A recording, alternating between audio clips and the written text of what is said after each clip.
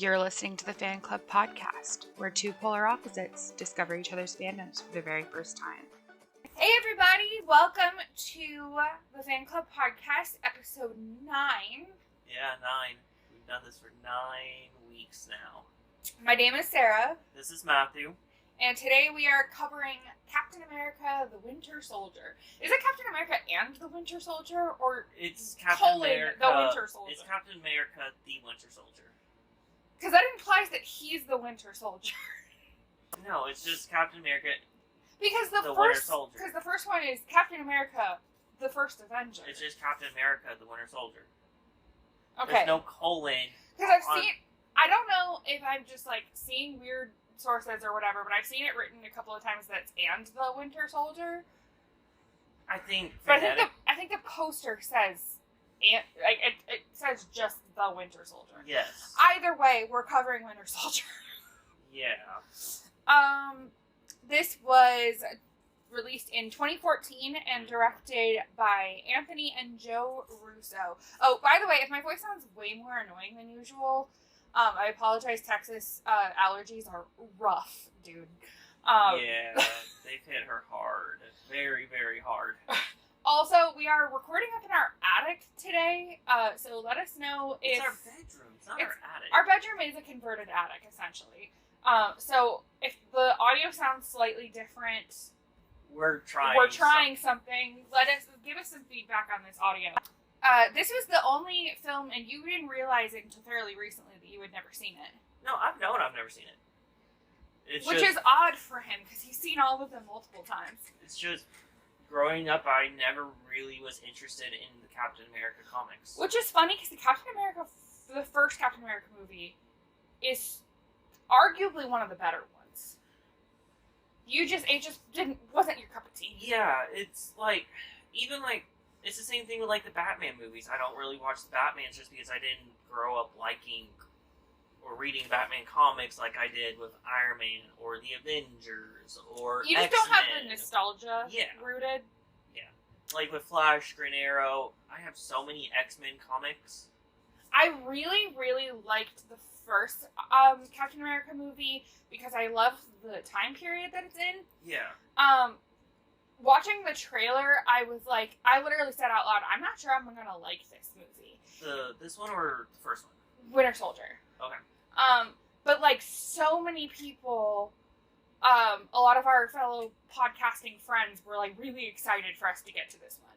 Like, it's not a bad movie. It's a decent movie. I just didn't expect it to be as good as it was. It is more setting up for the future than any of the later ones. Kind of like Captain America Winter Soldier sort of built up for the Avengers. I just think it was a much different movie than the trailer made it out to be. Yeah. Which is not uncommon. But I was not I thought it was going to be a lot of more heavy action. No, just like Iron Man 1 or Thor 1, there wasn't a whole lot of action. It was more of an introduction to getting a better understanding of some people, like getting a better understanding of Falcon and Black Widow and everything that went on.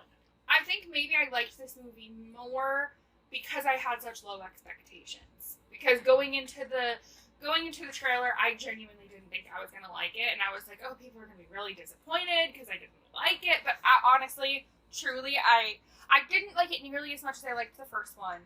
Yeah. But it still was a really good movie. So, yeah, Anthony and Joe Russo, I don't really know much about their They pretty much do most their of profile. the big Avengers movies. Okay, so I knew that they were big in the MCU. I don't know about their careers outside of... the Russos, they did Community. Oh, yeah. I'm not a big comedy person. They directed and created the Community. But yeah, so we can jump right into it. The first scene is, it opens on Sam, who is the Falcon, going for a run, and Steve basically lapping him a bunch of times. And they basically... On your left. they basically like bond over the fact that they're both ex-military, and Steve goes over his like list of things. Like Sam has like heard of Captain America, obviously, and Steve's going over his list of things that he missed while being frozen, which Matthew was telling me is different in every country. Yes. Let me see if I can find that. It's on IMDb. It's one of the facts on IMDb. Yeah. I just didn't put it in my notes because it was a really long one. I think that's where I saw it too, but I saw a picture But it was really... of it. It's a really funny list. I found the list Oh, you found the list? of different ones. So in USA, it's... You don't need to read all of them. No, they're all different. Like UK has the Beatles, World Cup Final, and Sean Connery. I know that there's some more international ones that we're not even going to try to pronounce things. France has... I know Latin America has Shakira. Yes. France has Daft Punk, the Louis de France, Bike Ride, and Daft Punk, and Fifth Element. Did I say Daft Punk twice? Yes. And the Fifth Element. While USA has Steve Jobs, Berlin Wall, Moon Landing. I love the annotation on Berlin Wall that says up and down. Like he has in the American version, it's like pad thai and disco, and it's just what is it?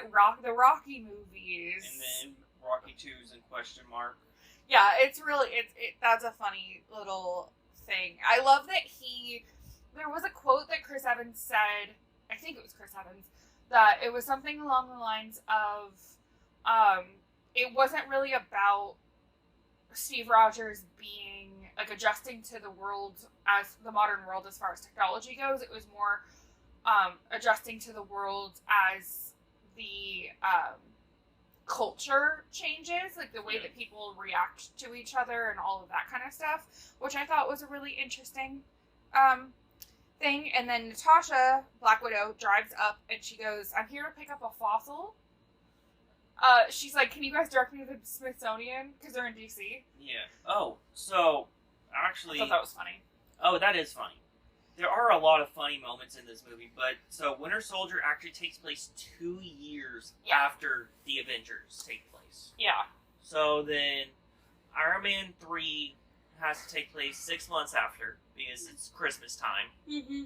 So Thor takes place after Iron Man, essentially. And they're on this mission to go save some SHIELD agents from pirates, and they're on the helicarrier, the helicopter or whatever. Yeah. And she's like, "Don't you have any friends?" And he's like, "All the guys from my barbershop quartet are dead," which is really, really funny. Yeah. I don't know. I really like Steve Rogers' sense of humor. I know that like he was worried about him coming off as stupid, but I really don't think that comes across. No, I just think that was just in the Avengers movie. I just think that Steve Rogers comes off really dry and sarcastic. Yeah. So yeah, they're saving the SHIELD agents from pirates. I cannot remember the lead guy's name. It's not Bogrod. That's one of the goblins in Batroc. Yeah, the ATROC. Isn't that the little bat in Anastasia? Rasputin's bat? I have no idea, but his villain name's Batroc. Does anyone know what I'm talking about? Has anyone seen Don Bluth's Anastasia? Please tell me. Not. It's a great movie if you haven't seen it.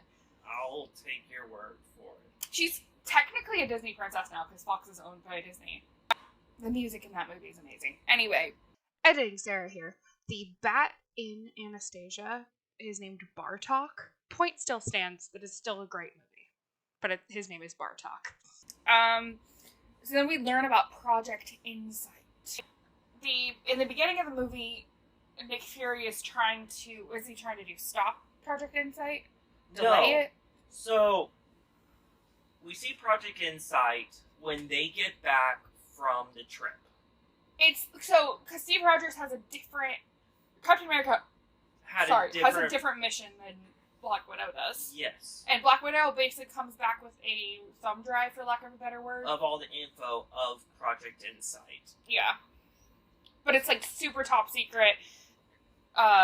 Steve freaks out because he feels like they're not all on the same team, and he feels like he's being backstabbed, which I did really like that aspect of his character, because he says something along the lines of like, an army, we're all on the same page in the army, or something like that, which I thought was really good. They show the new helicarriers that have repulsor engines, a la Tony Stark. There's a line where he says that when Tony got up close, he thought that they needed work, or something to that degree. Yes, so, because he was up there. Yeah, so kind of like what I was saying in Iron Man 3 and in Iron Man 2, Tony learns from his mistakes and other people's mistakes. So if you remember in Avengers movie, when Iron Man had to dislodge the debris from the engine, he made it so that nothing could get dislodged in the repulsors, because he shoot out plasma to fly. Nothing can get stuck in the plasma, would just melt it away. Yeah. So that would never happen again. So they operate on repulsors now. Courtesy of Stark Industries. And then there's this really sweet scene between Steve and Peggy that I literally wrote down, she better not die or I will riot. I will be big mad if they kill off Peggy. Peggy's also like 96 years old. I fully recognize that. A really sweet scene, and it's clear that she's like not all completely there and in her memories, and it's just, I don't know, it's a really sweet scene. I really liked that scene, and I said, I will be very, very, very mad if they kill her. She's also like 90 years old. I don't care. So you want her just to live forever? Yes, because her and Steve are adorable. She does. I mean, old age happens. I don't care. They're fictional characters. I can have them live forever in my brain. Just watch the What If series and you'll get your wish. They basically, the bad guys attack Nick Fury, and this attack scene on, like, when he's driving is really, really cool. And the car, like, trying to fight back, and... What's the only thing that works? The AC unit. It is really funny. And I have a note here that says, this movie is very dark, and I don't mean thematically. Like, this movie is just color graded very dark. Yeah. Like, there were some scenes that take place at night that, like, I legit couldn't see anything. To be fair, our living room does have a lot of big windows, and, like, we get really bad glare. Yeah. And I have in all caps, did they really kill Nick Fury? Yes. At that time, yes. Which, frankly, this was not a plot twist I was ready for. That in the end of the movie, he basically figure out that he's still alive. It was not a plot twist I was ready for.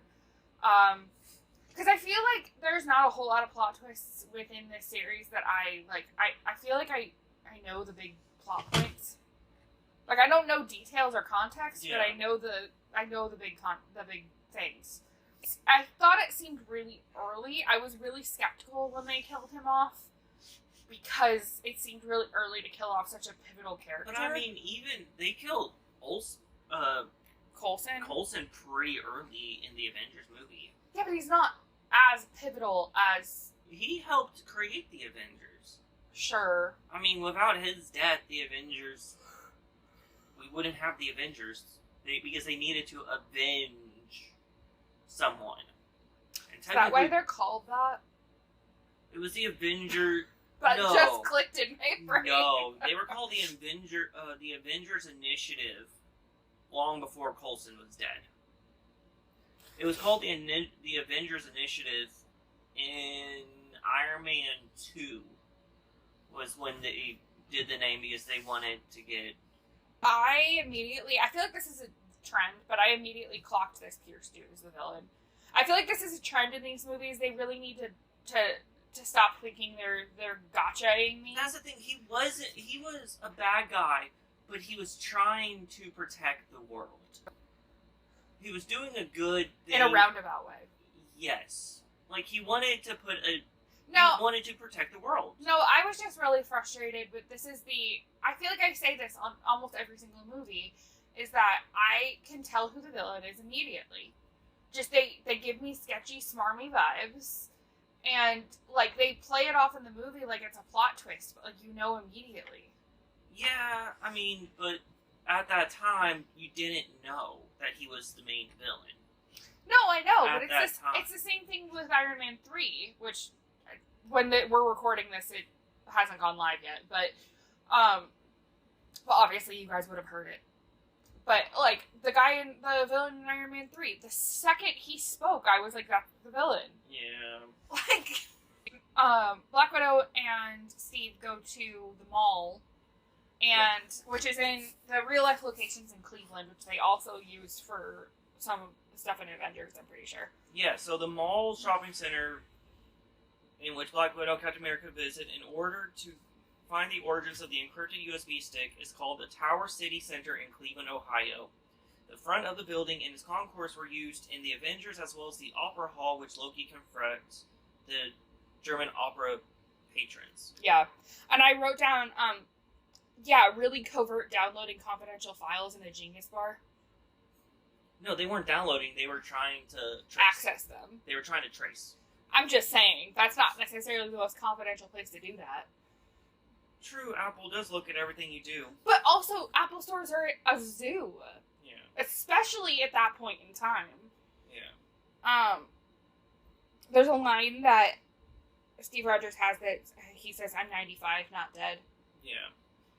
Which I thought was funny. To the dating life. So, in an attempt to prevent spoilers and keep secrecy, the working title of this movie was called The Freezer Burn. I like that. I think Iron Man's was chilling something. So they go to this office, this like secret office building of S.H.I.E.L.D., and they end up going to like the bunker, and they see all this like old technology, and they plug in the thumb drive. Yeah, so they go back to the base where Captain America was when he first joined the base, army. yeah, that's what it was. When he first joined the military. The screen like clicks on, and it's Zola, aka Toby Jones, aka the voice of Dobby. The little German dude from Hydra. Yeah. And this whole thing is freaking creepy to me. Yeah, so, I mean, even in real life, USA after World War II, they got German scientists pretty much to work for them. Yeah, no, I know that. I just thought that this whole concept of this guy who has been basically perceived dead for several decades. He did die. He died, I think, in like the 70s. Well, no, and then he is not only alive and well within this computer, but knows things about them that couldn't possibly have happened while he was still alive. He died before, like, Natasha was even born, probably. Yes. But the thing is, he's hooked up to computers. No, I know. It's just freaking creepy. And it's very super villain of him. They could have done a whole lot more with him than they did in this movie. Yeah, I wish they made him the big bad, which would have been interesting. I thought that could be really interesting, because he's really only in this one scene. And then he dies. And then it blows up. Yeah. The scene also reveals that the Winter Soldier killed Tony's parents, which I don't know if I'm supposed to know yet. I mean, they show it. I think they said it explicitly. No, they showed... Or it implies it. No, it was... they were looking at his dossier from the KGB. Okay, yeah. I was really excited to hear a little bit about Natasha's background and the fact that she has so much of a compelling story. I feel like that's just like brewing right under the surface. Mm-hmm.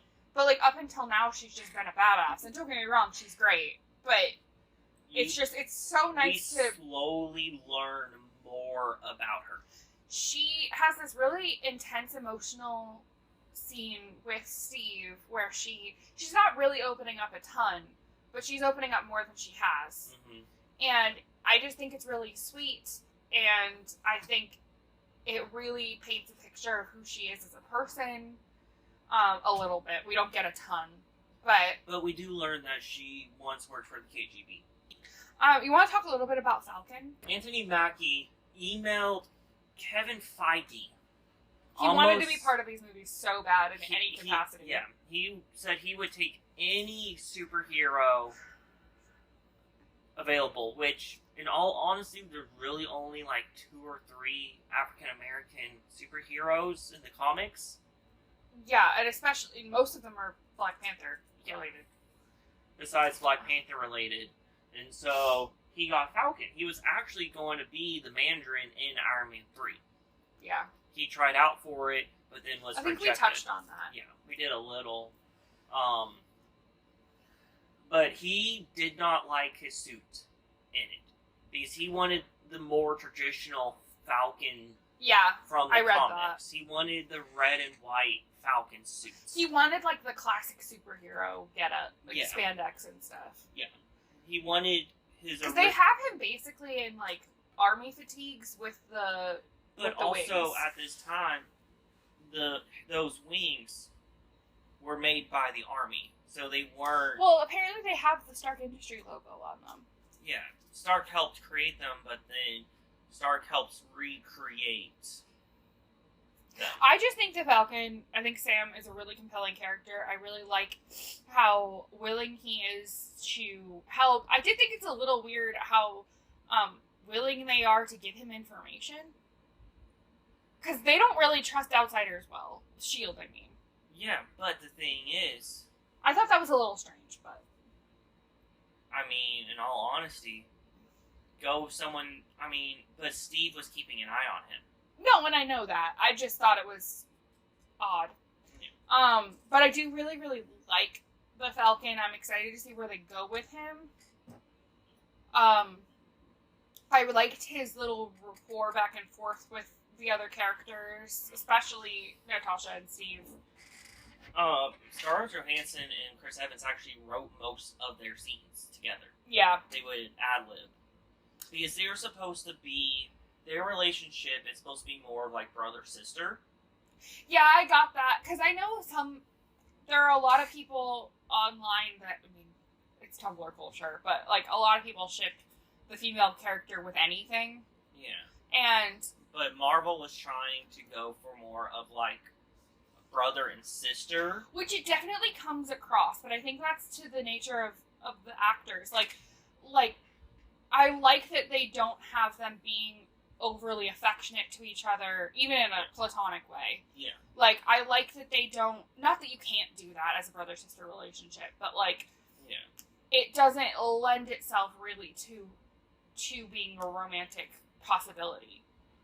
I think it does a really good job of building that platonic relationship. Yeah. And then there's others.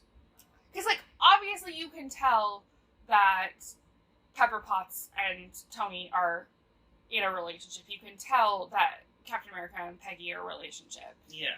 Like, I like that they really draw the line. They really make that distinction known. Because they're... Because it could be so easy for the fans to be like, put Black Widow with literally any of the guys, but I'm kind of glad that she didn't. Mm-hmm. She's more of like a sister figure to most of the Avengers besides Hawkeye. I'm just saying, because it's a very common trope in fantasy, especially, that I mean, Harry Potter is a big example of that the girl has to end up with one of them. Yeah. It's the same thing with, like, Percy Jackson. It's the same thing with, like, really any major, like, the one girl has to end up with somebody. And I'm really relieved that they didn't water Natasha down to just a love interest. She is her own fleshed out character in and of herself. She may have romantic relationships, and we may never know. Yeah. Which I really kind of love. But I like Falcon. Falcon is a very interesting character. I don't know a lot about him from the comics. But I know in the comics he does become Captain America for a while, like when Steve Rogers gives up being Captain America. Mm-hmm. He's just tired of doing it. I love that he's not just Steve's sidekick or right-hand man. That's the He's thing. like, they're equals. In MCU, there's really no sidekicks. They all view each other as equals and Yeah. a team. Like, even with some comic arcs where Bucky is a sidekick to Captain America. Can we talk about how I knew this spoiler? Like, I know that this was a big thing in the MCU, like, when Bucky was revealed to be the Winter Soldier. I know this was, like, a big, big, big deal to be revealed. Because everyone thought he was dead. Obviously, I knew going in that it was, because, you know, I had Tumblr in 2014. You can't tell me that the Winter Soldier doesn't look exactly like Sebastian Stan. Yeah, but you weren't. That's why you never saw his face. The only reason why I you know, it knew just wasn't was a because reveal. of Tumblr. It wasn't a reveal to me. It was at the time. It was. You have to remember when the movie came The out. culture was so different in Yeah. 2014. Like, no one knew how they were going with it. In this fight scene between the scene that his identity gets revealed in relies a lot on the shaky cam. Like, there is a lot of handheld camera. Yeah. I do think that this movie does it better than a lot of movies do. But you need the handheld in a Like- fight scene. Yes. Well, but here's the double-edged sword to this. Watch the first Hunger Games movie if you want to see bad shaky cam. Yeah. Like, that movie is, like, nausea-inducing Yeah. as far as how much shaky cam there is. It's like a paranormal activity. Yeah, but, like, with this fight scene, it lends itself to the frenetic energy of the fight scene. Because it needs it, because the fight scene is chaos.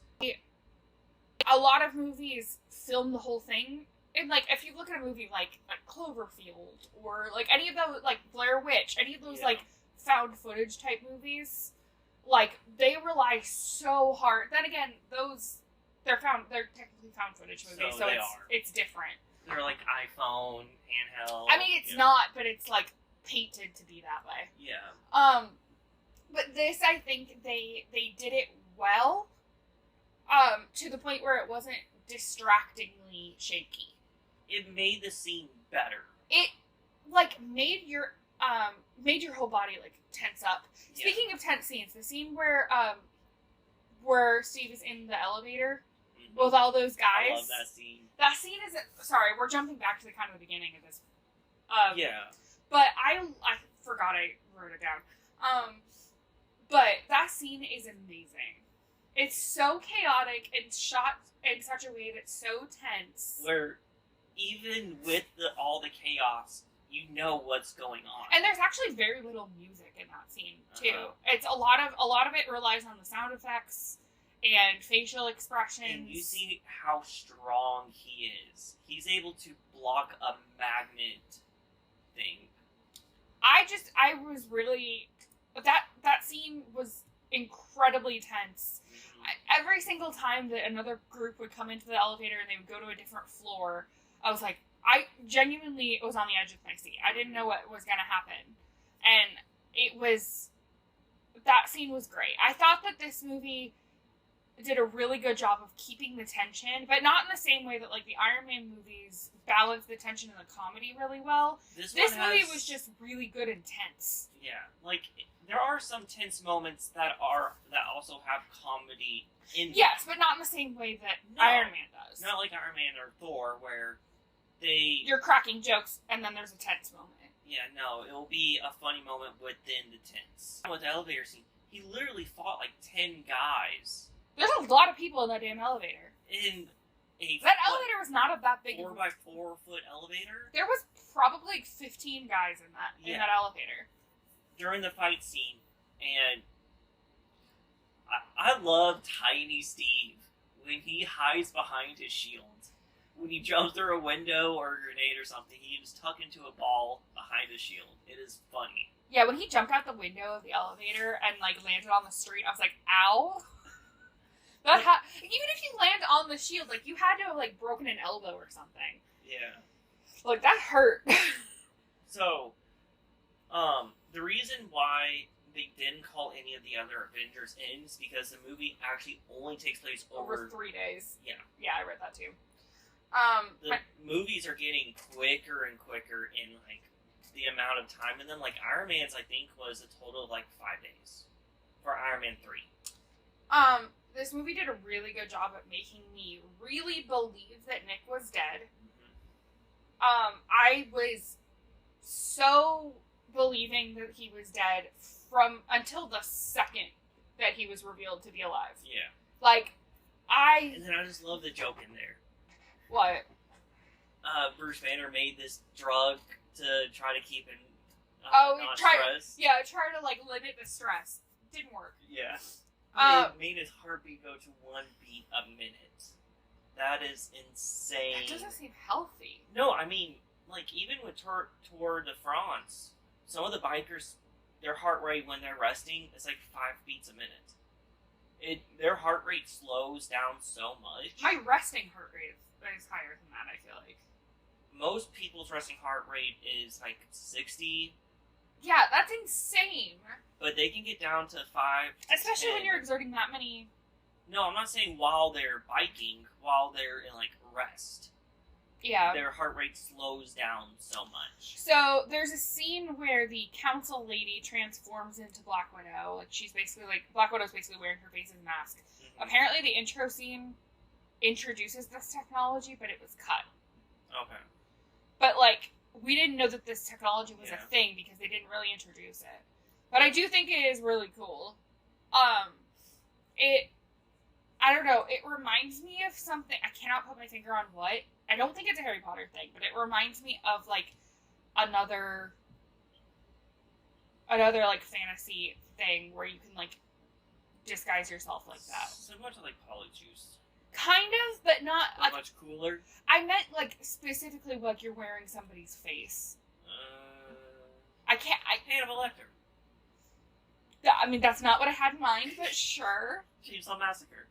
Sure. I meant more... Did you wear another face? I meant more in, like, the fantasy sense. Less of the horror sense. I don't know. I might never be able to think about it. Think of it. Nothing's coming to mind in fantasy, because there's nothing like that in Hunger Games. Nothing like that. I think it might have been, like... I went through, like, a YA book phase in, like, late high school. Or, like, late high school, just after high school. I went through, like, a big, like, YA fantasy novel phase. Mm-hmm. And I think it might have been in one of those. Maybe. But I couldn't tell you which one it is. Whole climax scene where they're, like, plugging the things into the thing. Mm-hmm. That was really, really descriptive. The stop the helicarriers? Yeah. That was really... I really liked that. I loved the, like, Alpha... Was it the Alpha... Bravo, Charlie. Yeah. Which is the military alphabet. No, but I really liked the way that they're like, Alpha, check. Bravo, check. Because they had to get all 3. Yeah. That scene was really tense. The scene where he's basically going hand to hand with Bucky. Mm. Which was, I think, C. Yeah, that one was C. I did gasp a little bit when he dropped his shield. Like, he did it on purpose. Yeah, because Captain America, his biggest flaw is he sees the good in everyone. Some people are too far gone or just don't want to be saved or can't be saved. But also, Bucky was so, like, brainwashed, for lack of a better word. He's not himself. I mean, we figure out in the second end credit scene, which, in my opinion, gave us nothing. But it's showing like, that he wants to figure out who he wants. But he's walking through the Smithsonian and he sees the exhibit. Yeah. And he sees his face. Because he wants to learn who he was. Yeah. Previously. It's kind of insane to me that there's a whole display in the Smithsonian about... It's the Howling Commandos. No, I know. But Bucky was the only Howling Commando who died. Besides Captain America. That is just, like, the most American thing.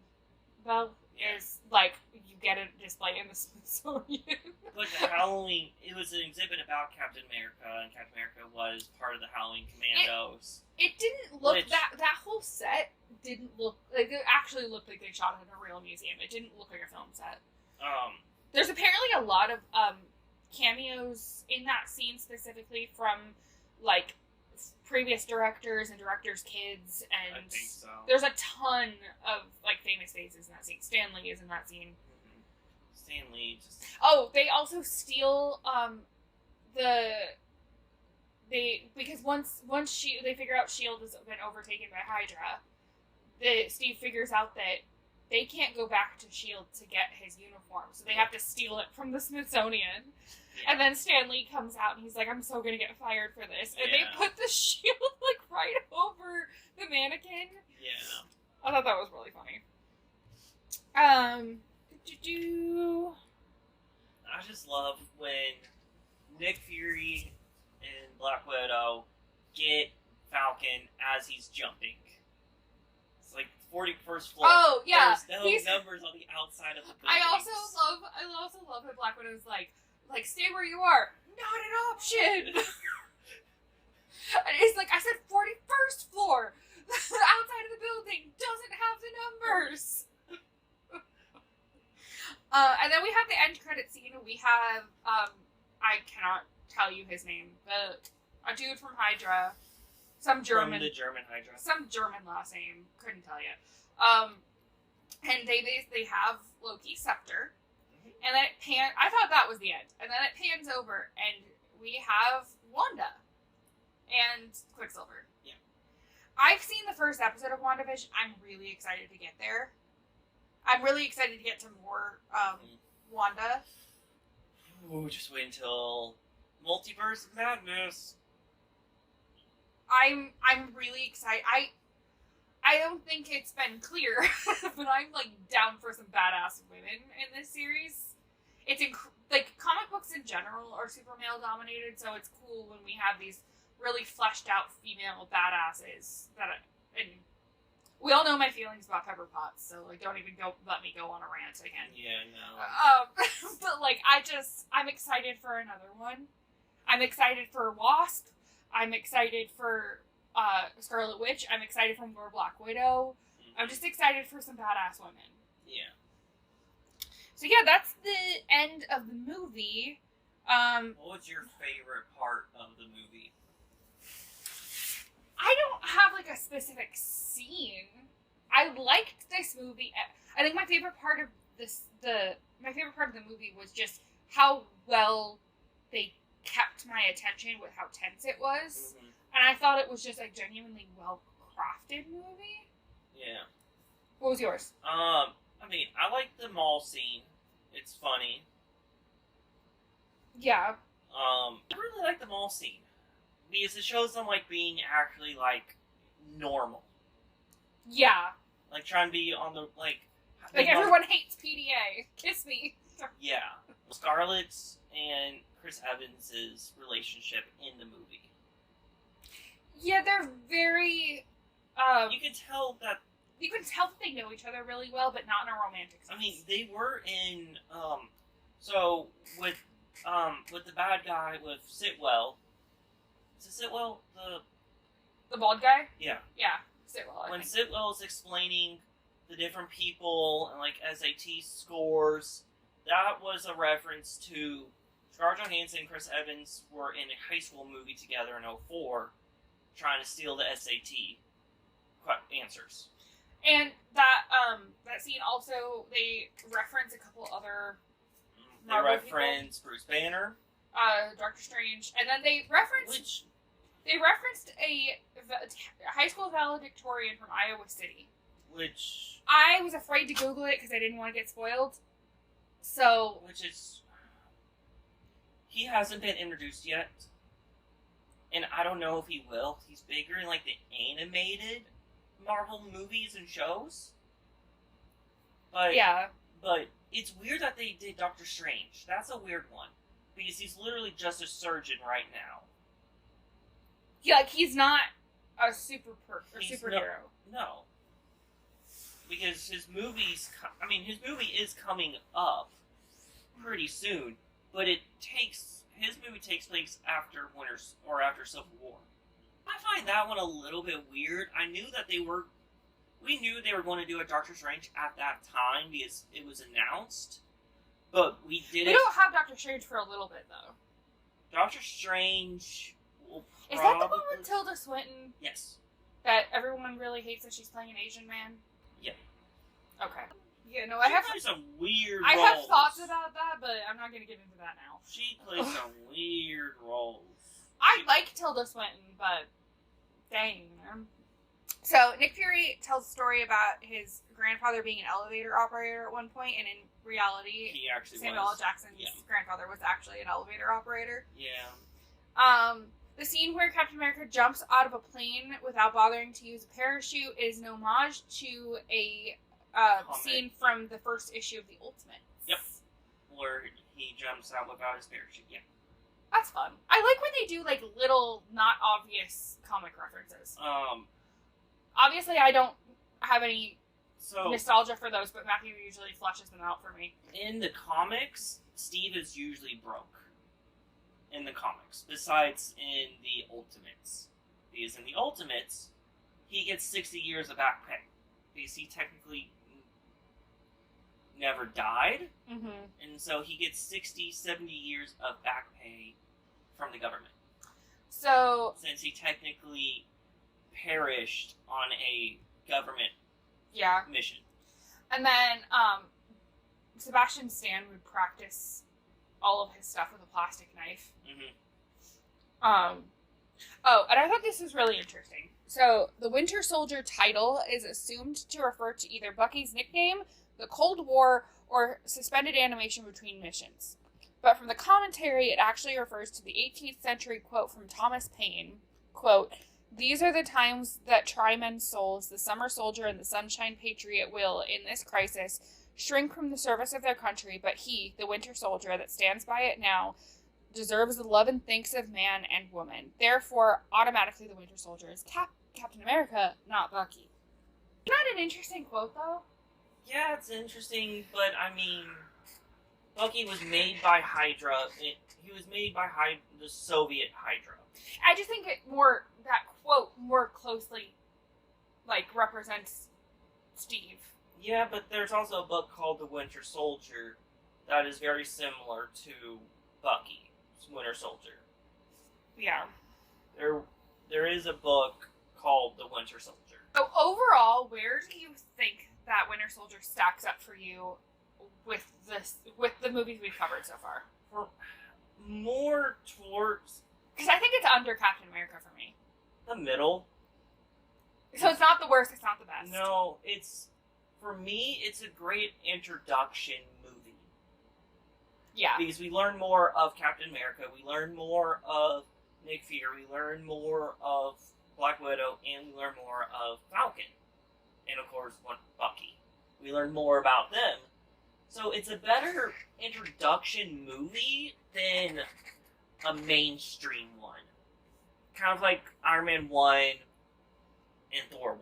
But it's an introduction movie without being an introduction movie. Yeah, because we know some of the characters already, but we learn more about them.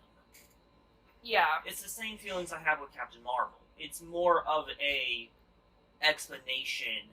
It's an movie. exposition movie. Yeah. Which some people could define that as a filler movie. It is a filler movie. It's not that, like, bombastic entrance, and it's not like a tying up loose ends movie. No, it's somewhere in between. Because Captain Marvel takes, like, a villain in Guardians 1 is introduced in Captain Marvel. We see more of, like, some of the more alien villains. Because I feel like lately, like, the last couple of,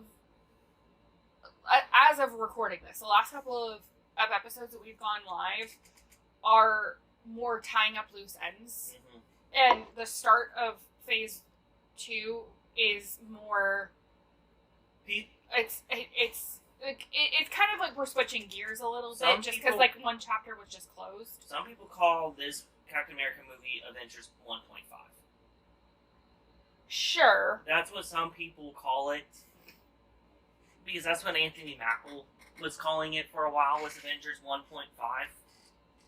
Which I would see more like... I don't think I'm in that camp. I would say more like Iron Man 3 would be Avengers 1.5, because he is the most that is directly affected But I also think by it. I think it had something to do with the fact that Iron Man 3 was so, in chronological order, was so close to the events. It was 6 months after. But, I mean, with Iron Man 3, he knows what's out there now. Yeah. He thought they were the only... No, but, like, overall, I liked Winter Soldier. I liked it more than the trailer led me to believe that I would. Yeah. But I did not like it nearly as much as I liked the first Captain America. Just wait. Yeah, you'll like Civil War a lot. I have some grievances with Civil War from the comic book perspective, but we will cover that At a later date. Yes. So, yeah, that is Captain America, the Winter Soldier. Yeah. Next week, we are covering Guardians of the Galaxy with a special guest. Yes. Technically guests. Yeah. So keep an eye out on our socials for information about that. And, we will see you next week. Bye. Bye. If you would like to send us any feedback, you can follow us on Instagram at thefanclub_podcast or Twitter at fanclub_podcast. You can also discuss each episode with us on our subreddit, which is reddit.com/r/thefanclubpodcast. And make sure you tune in every Marvel Monday.